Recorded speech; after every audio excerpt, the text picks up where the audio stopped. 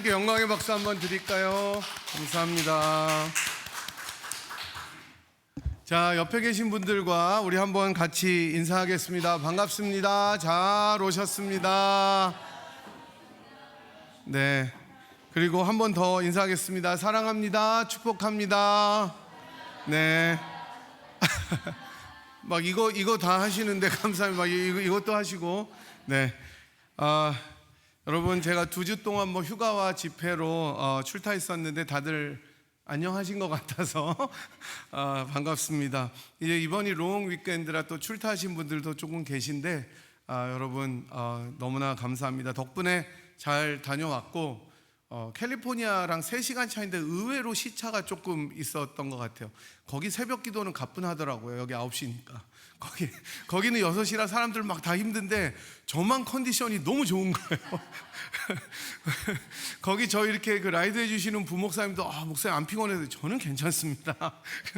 이제 서부에서 여기 오시는 분들이 이제 새벽 기도하면 새벽 3시니까 이제 죽어나는 거죠. 근데 저는 아주 컨디션 좋게 잘 다녀왔습니다. 지난주 필라가 더위도 좀 꺾였고 확인해 보니까 그랬는데 제가 캘리포니아에 있을 때 하필이면 제일 더운 주간이었대요. 막 97도 이랬는데 이게 제가 더위를 몰고 다니는 게 아닌가 그런 생각도 해봤습니다. 어쨌든 돌아와서 여러분들 뵈니까 너무 감사하고 기쁘고요. 오늘이 아까 제가 기도할 때도 잠깐 말씀드렸지만 8월의 마지막 날이고 또 마지막 주입니다. 이제 내일부터 9월이 시작됩니다. 정말 빠르죠.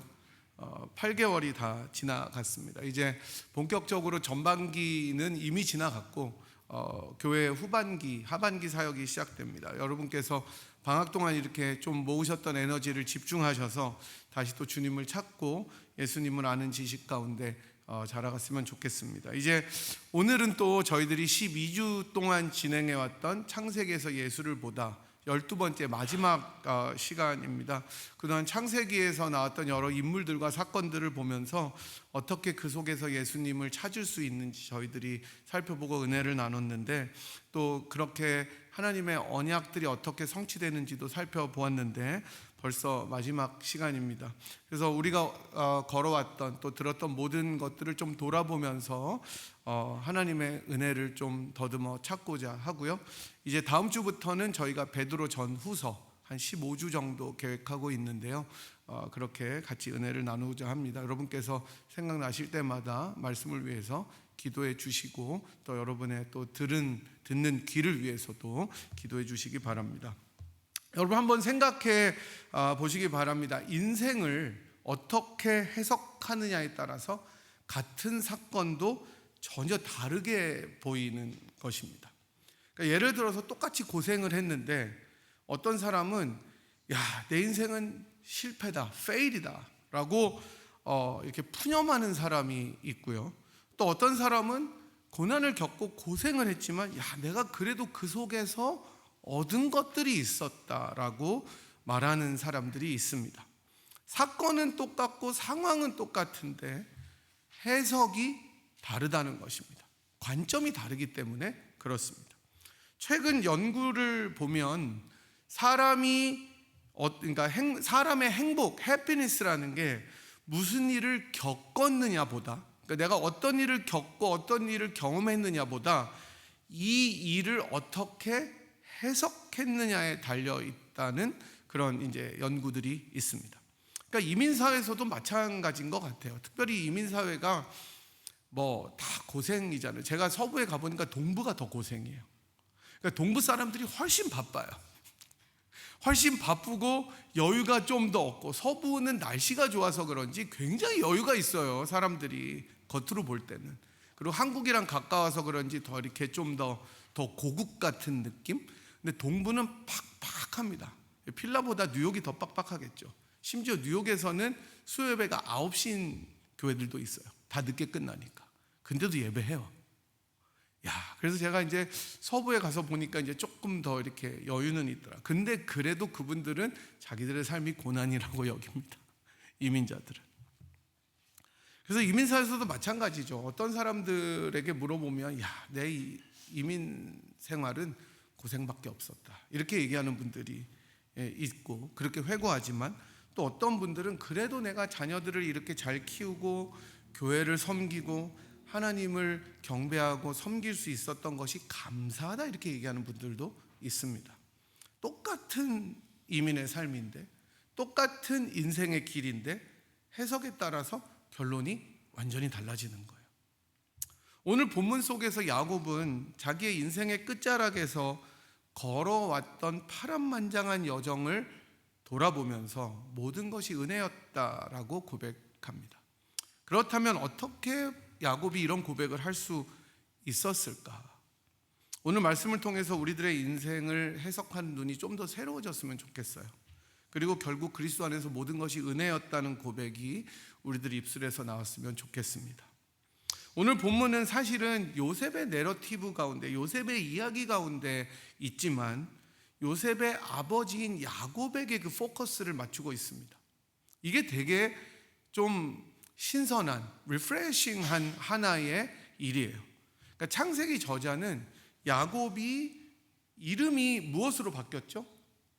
이스라엘로 바뀌었고, 그로 인해서 많은 사람들이, 많은 자손들이 태어난 것을 놓치지 않고 있습니다.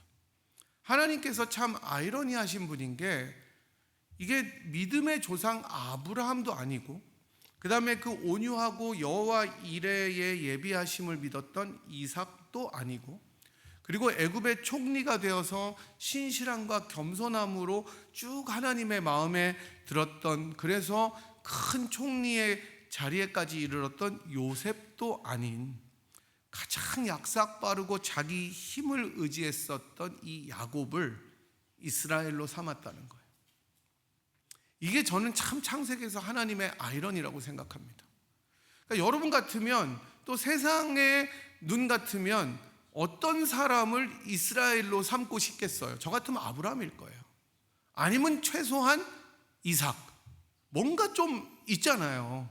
그 요셉, 보디발의 아내 유혹을 완전히 뿌리치고 순결함을 지켰던 그 요셉, 총리가 됐으니까 그래도 뭔가 있는. 근데 하나님은 이스라엘을 누구로 선택하셨어요? 야곱을 선택하셨다는 겁니다. 한평생을 자기의 꾀로 살아왔고 의지와 계략으로 버티고 하나님께서 주시는 약속들을 갈망하면서 기다렸다기보다 억지로 빼앗아 가듯이 가졌던 이 야곱을 이스라엘로 삼으셨습니다. 그게 은혜예요. 말년에 잊어버린 줄 알았던 그 요셉을 통해서 이 야곱은 다시 한번 하나님의 인도하심과 선하심을 맛보아 알게 됩니다. 여러분, 이스라엘의 뜻이 하나님과 겨루어 이겼다는 뜻이잖아요. 그죠? 하나님과 내가 레슬링 해가지고 씨름을 해가지고 이겼다. 이 이름을 가진 야곱이 벌써 참 얼마나 그렇습니까? 하나님과 뭘 겨루어 이기긴 이겨요. 대든 거지. 근데 이 야곱은 하나님께서 자신에게 저주심으로 진정한 승리자가 되셨다는 것을 인생의 말년에 어렴풋이 깨닫게 됩니다. 자기가 하나님의 팔을 비틀어서 이겼다고 생각했는데 하나님은 자신이 저주심으로 야곱의 승리자가 되어주셨다는 사실을 이제 깨닫게 되는 거예요. 자기가 진짜 약할 때, 그래서 하나님 앞에 질 수밖에 없는 연약한 존재라는 사실을 인식하게 될 때에 진정한 승리자, 챔피언이 된다는 것을 인생의 말년에 깨닫게 되는 것입니다. 그런 야곱은 이제 자기의 힘이 아니라 잃어버린 줄 알았던 아들 요셉의 인도를 받아서 애굽에 옵니다. 그전에는 다 자기가 계획했어요. 내가 여기로 가고, 내가 이쪽으로 옮기고, 내가 자녀들을 보호하고, 내가 위기를 돌파하고, 다 자기의 힘으로 됐어요. 안 되는 게 없었어요. 거의 하나님의 축복도 억지로 타냈어요. 그런데 지금은 가장 인생의 말년에는 자기의 힘으로 애굽에 올 수가 없어서 애굽에 자기 잃어버렸던 아들 요셉을 통해서 애굽으로 오게 됩니다. 그리고 이제 애굽의 최고 통치자인 바로를 아련하게 됩니다.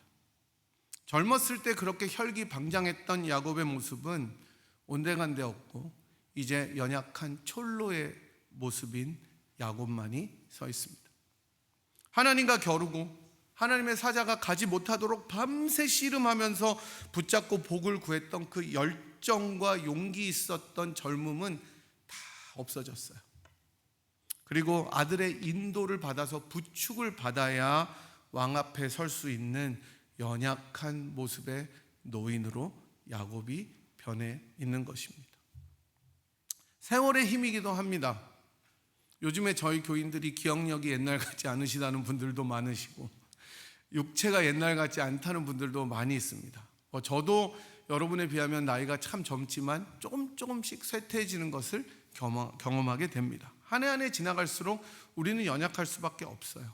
그래서 바울은 우리들의 겉사람은 후패하다 이렇게 이야기합니다.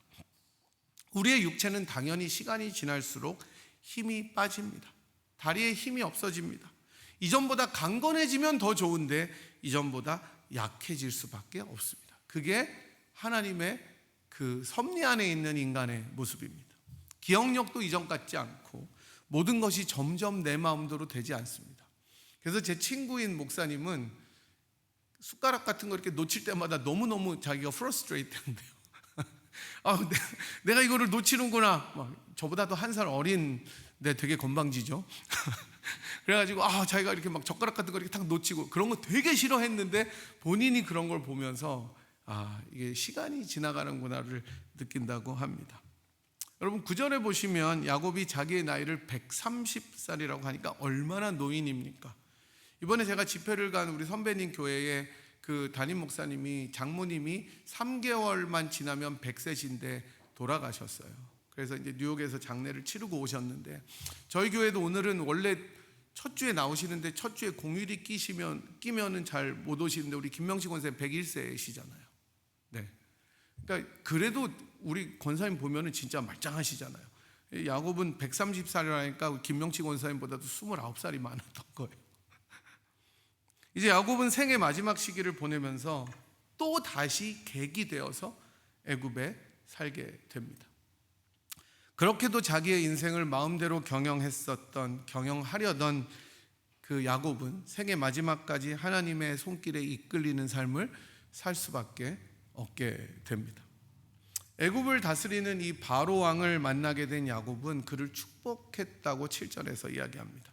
여기서 이제 축복했다는 말은 인사하다라는 greeting에 훨씬 더 가깝긴 하지만 조금 다른 의미도 있습니다. 그래서 학자들은 우리나라 여러분 사극에서도 보면 아시듯이 왕이 오래 살려면은 다 같이 신하들이 어떻게 해요? 만세 하잖아요.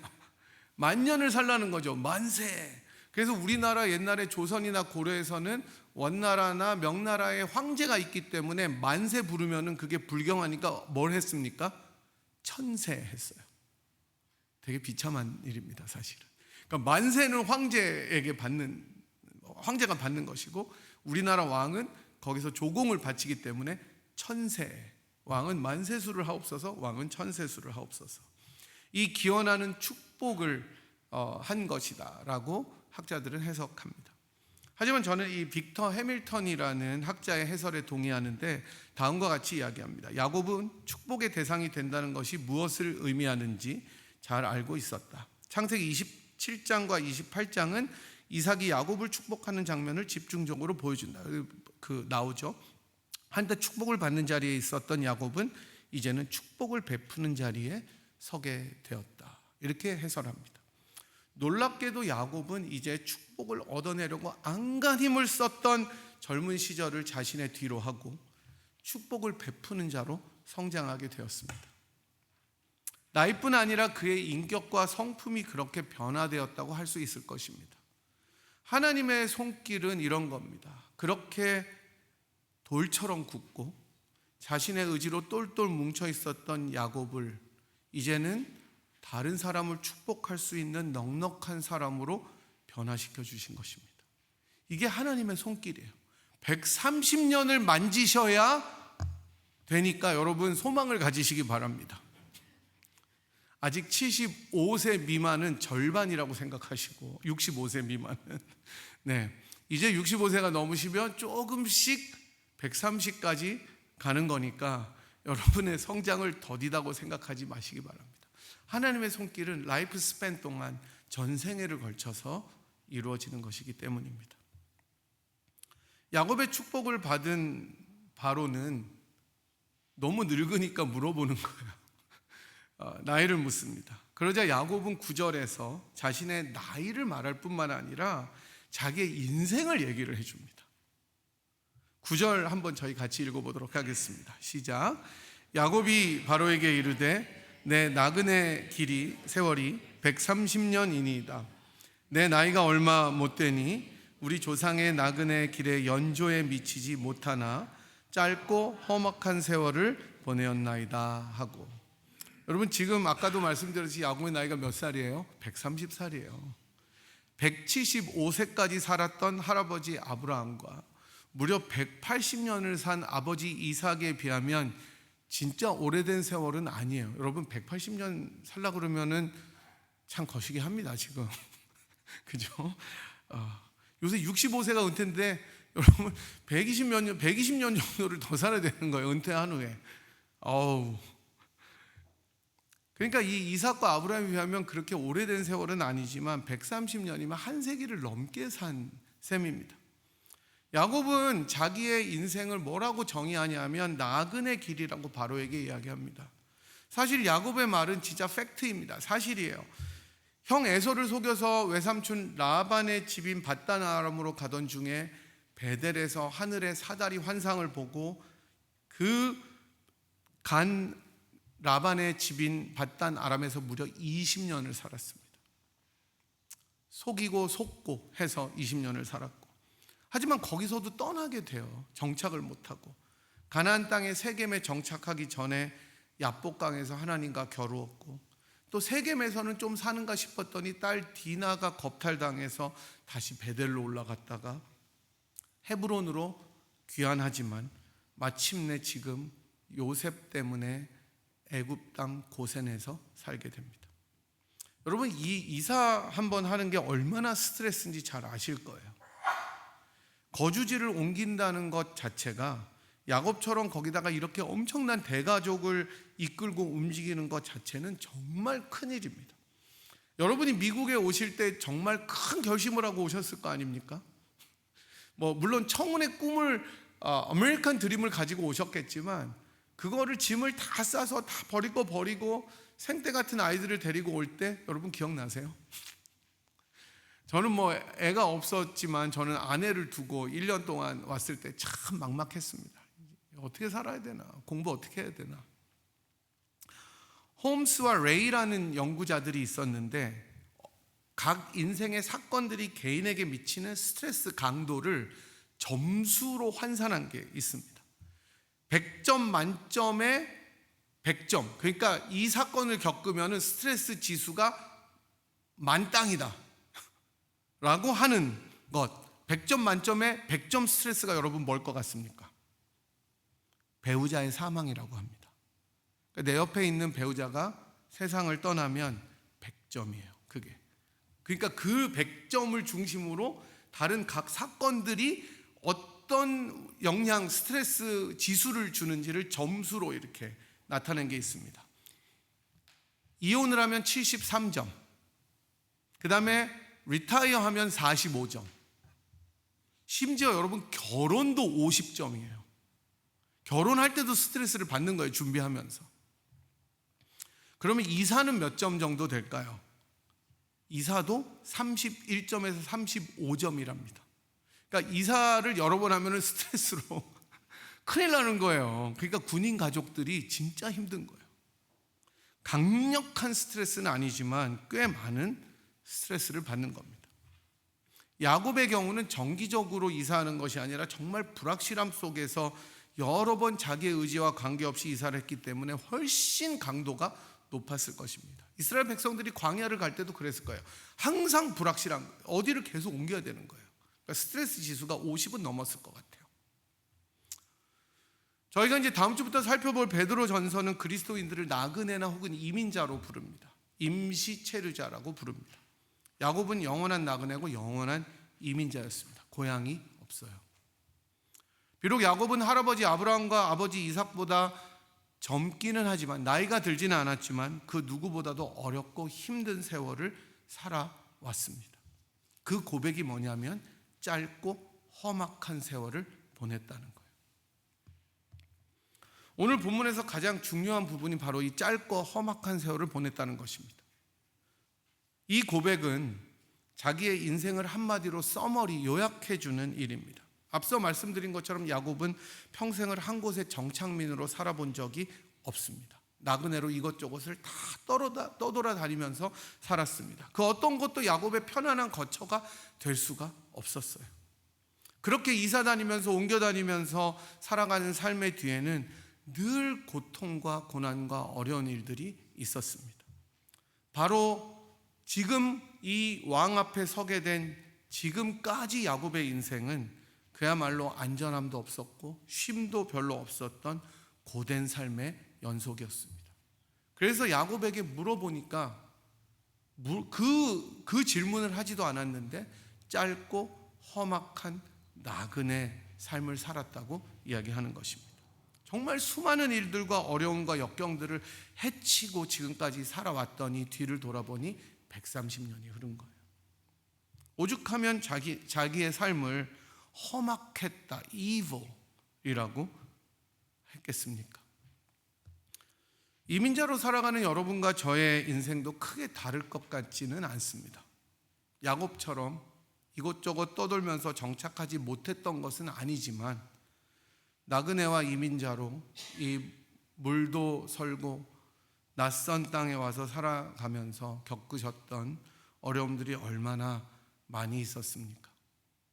앞날을 생각하면서 불안해했던 일들, 생때같이 어린 자식들을 보면서 앞이 캄캄했던 날들, 비즈니스나 일이 잘 풀리지 않아서 하나님께 하소연하면서 메어 달리던 일들, 아팠을 때, 또 살던 곳을 내가 어쩔 수 없이 등지고 떠나서 또 다른 곳으로 옮겨야 했던 일들, 몸이 너무 아파서 꼼짝하지 못해도 또 그 다음날 내가 이 일을 가야 했던 기억들, 이런 모든 일들을 돌아보면 야곱만큼은 아니더라도 우리들의 인생 역시 짧고 험악한 세월이었다고 그 어느 누가 말하지 않을 수가 있습니까?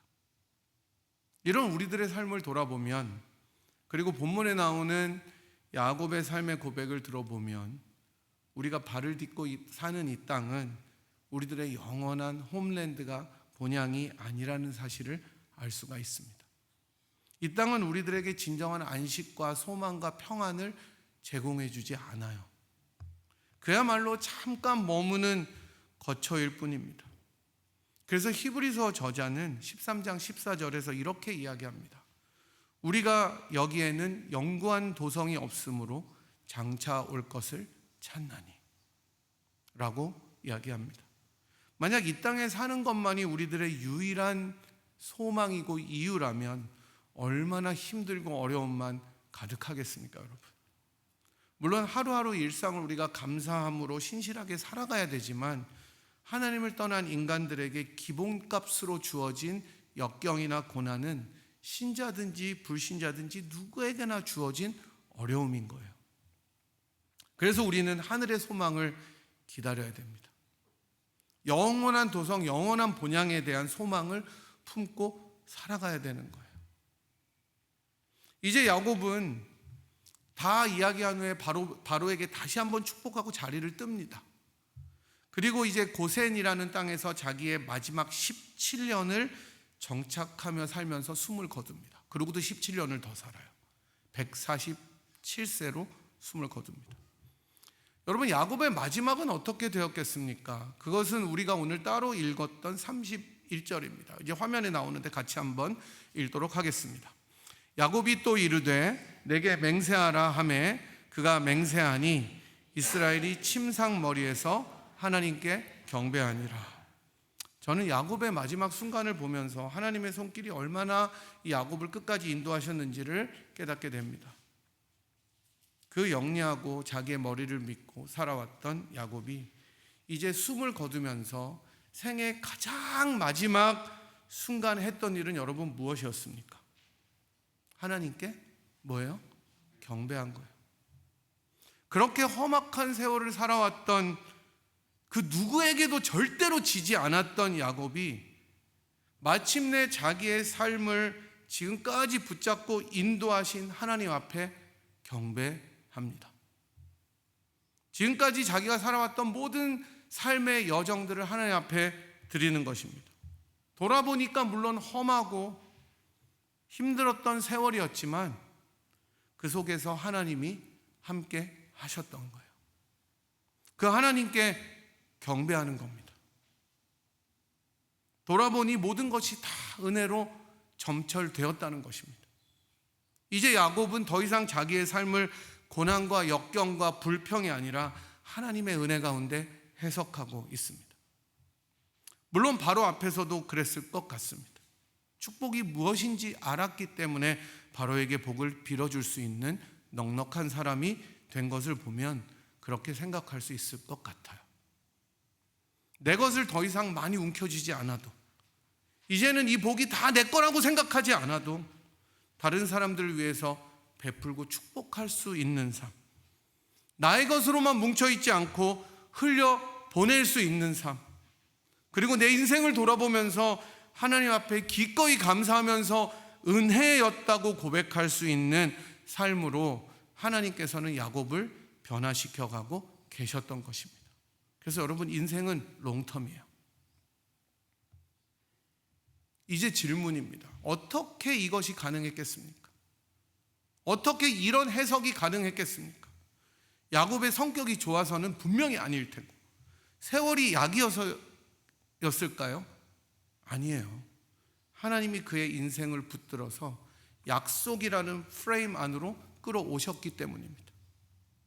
베델에서 약속을 들려주시고, 브니엘에서 꺾으시고, 베델에서 우상들을 버리게 하시고, 브엘세바에서 애굽으로 내려가도 함께 하시겠다고 다시 말씀하셨던 그 하나님께서 지금 바로 앞에서 야곱의 입술을 열어 축복하게 하시는 것입니다.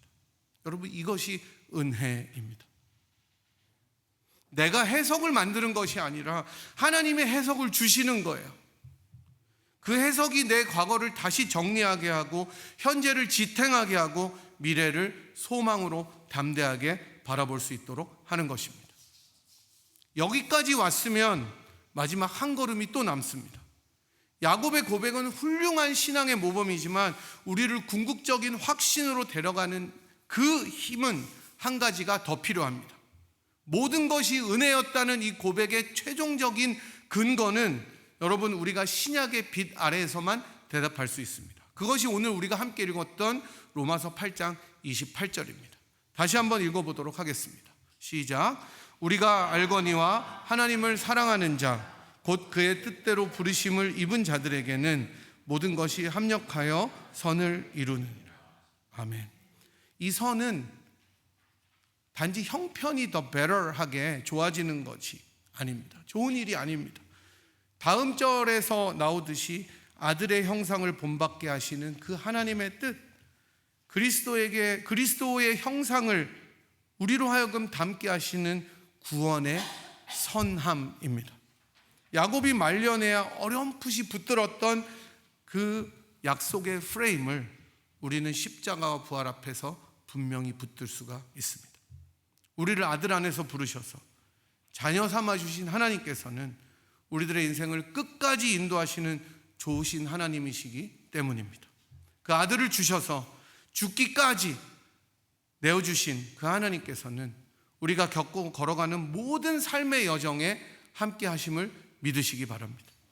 어렵든지 건강하든지 병약하든지 어떠하든지 풍부하든지 가난하든지 함께 하십니다.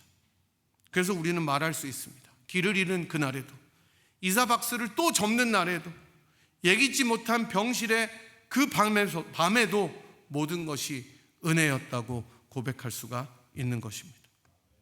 사랑하는 여러분, 야곱의 고백을 우리들의 고백으로 삼았으면 좋겠습니다. 씨름에서 경배로, 쟁취에서 축복으로, 그 다음에 독해, 내가 혼자 해석하는 것에서 하나님의 해석으로. 그러나 이 변화의 원천은 우리들의 의지나 세월이 아니라 그리스도 때문임을 기억하시기 바랍니다.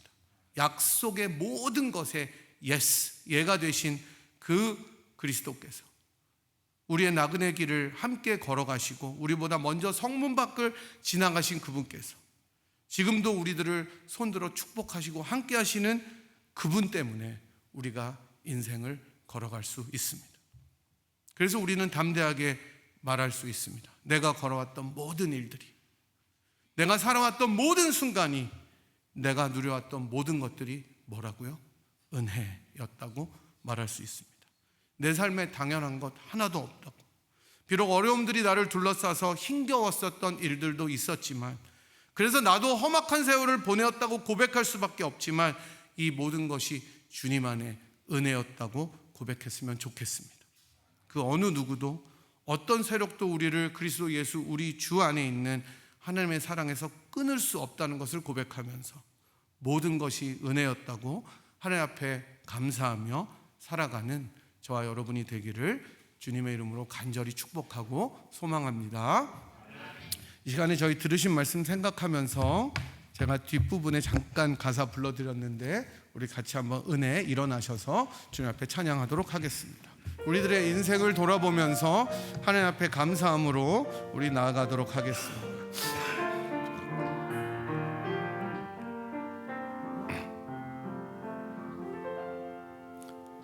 내가 누려왔던 모든 것들이, 내가 지나왔던 모든 시간이, 내가 걸어왔던 모든 순간이, 걸어왔던 모든 순간이 당연한 것 아니라 은혜였소. 아침 해가 뜨고 저녁에 노을가 뜨고 저녁에 노을, 여탄기와 가을의 열매, 하는 계절의 모든 순간이 은한 것 아니라 은혜였소. 모든 것이 은혜, 것이 은혜, 은혜, 은혜, 한없는 은혜. 내 삶에 당연한 것 하나도 없었던 것을 은혜였소. 다시 한번 찬양합니다. 내가 누려왔던 모든 것들이, 누려왔던 모든 것들이, 내가 지나왔던 모든 시간이, 지나왔던 모든 시간이,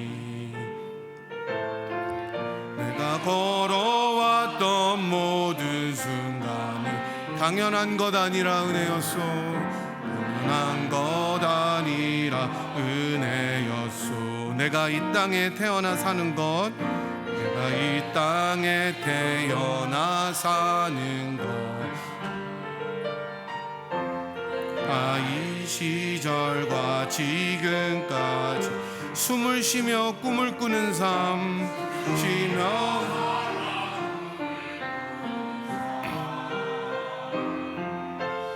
한 것 아니라 은혜였소.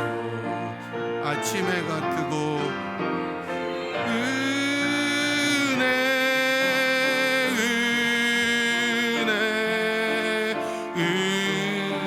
은혜, 한없는 은혜. 내 삶에 당연한 것 하나도 없었던 것을, 모든 것이 은혜, 은혜였소. 한 번 더 찬양합니다. 모든 것이 은혜. 손 들고 찬양할까요? 은혜, 은혜, 은혜. 내 삶에 당연한 것 하나도 없었던 것을, 모든 것이 은혜, 은혜였소. 한 번만 더 조용히 찬양합니다. 모든 것이 은혜,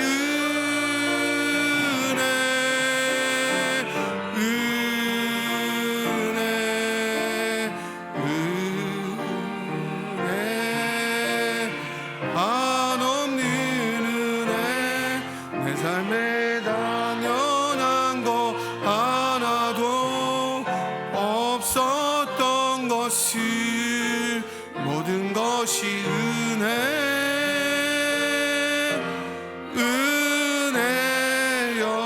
은혜였소.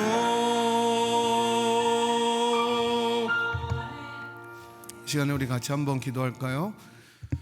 야곱의 130년 인생을 끝까지 포기하지 않으시고 그 삶 속에 함께 하셔서 그를 만지시고 동행하시고 하나님의 사람으로 끝까지 보호하시고 변화시켜 주신 하나님의 손길과 능력이 이 시간 저희와 함께 하심을 믿으시기 바랍니다.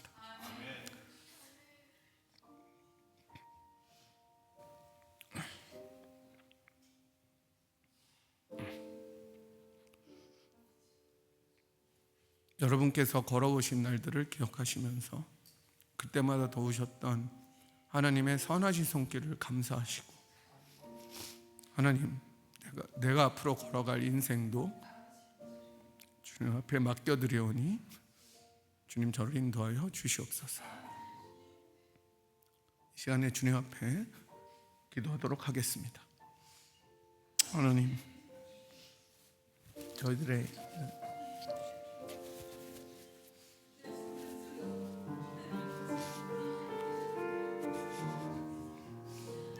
주여, 저희들의 감사합니다. 저희들이 인도하셨던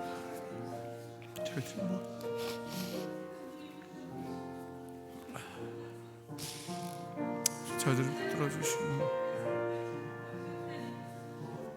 인도해 주시기를 원하고, 저희들을 붙잡아 주시고 저희들의 심령 속에 하나님의 은혜가 늘 머물 수 있도록 인도해 주시고, 주님 앞에 더 우리들의 삶을 드릴 수 있는 저들의 인생이 되도록 하나님 붙들어 주시고 인도하여 주시옵소서. 모든 것이 은혜였음을 고백하며 주님 이 인생을 걸어갈 수 있는 저희들의 삶이 되겠습니다. 하나님 붙들어 주시옵소서. 주님이 인도하여 주시옵소서.